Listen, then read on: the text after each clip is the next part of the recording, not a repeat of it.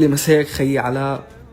انا عن جد لما اخترت الشامي اخترته لانه انا بحبه من قلبي.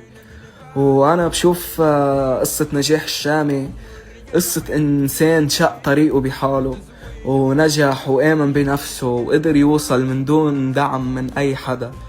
الشامي عن جد كلمة حق تقال انه انا بحس الشامي اخ واخ كبير وسند لإلي. واليوم انا عم شوف نجاحه وين صار الشامي اللي مكسر الدنيا. عن جد انا قلتها من زمان وبرجع بقولها، انا بشوف حالي بالشامي وبتمنى اكون مثله. وانا هلا عن جد بحس بفخر لاني انا معه، وهيدا حبيب قلبي وانت حبيب قلبي. وان شاء الله هو بينجح اكتر وانا بنجح وكل حدا مآمن بحاله وعنده حلم وعنده هدف براسه بحققه وبيوصل، وكل الحب.